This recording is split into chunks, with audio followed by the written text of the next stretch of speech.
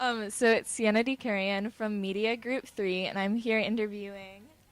Hi, I'm Tasha Bergson Michelson. I'm an advisor for SVC East Palo Alto, and I'm here on behalf of our legislative representatives who are currently in session.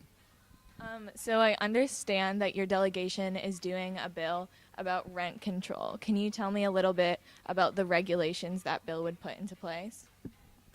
It's an amendment to current housing legislation.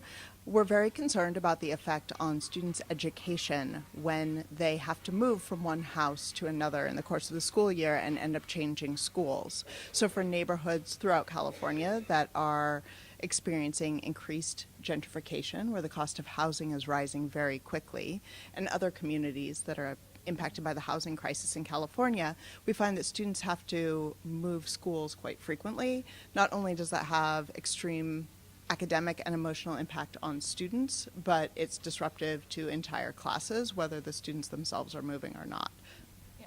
And so would you agree that like this is the most pressing issue for your community? Like why are you guys focusing on this specifically for your community and how it directly impacts you over other places?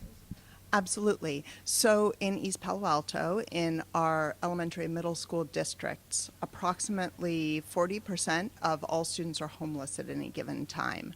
Furthermore, there's a great deal of mobility within our community because it's gentrifying quite quickly. Cost of housing is rising. We, in fact, have delegates who've had to move 4 or 5 times over the past 2 years. And when there's a school change involved each of those times, it's extremely disruptive to their lives. So our goal is to not to disallow landlords to raise rent in the course of a school year for a family that has a school-age child. Okay. And have you seen a similar bills being trying to pass like this one? And like, how is this one different, or what new does this bill bring?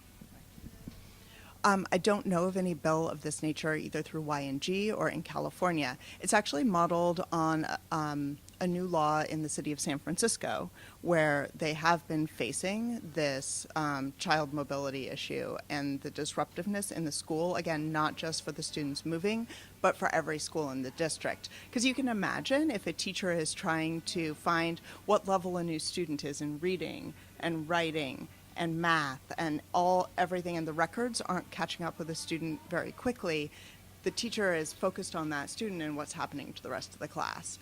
It's not a good use of tax dollars, right? When we give money to schools, we want it to go to educating children, not just shuffling around papers and individuals.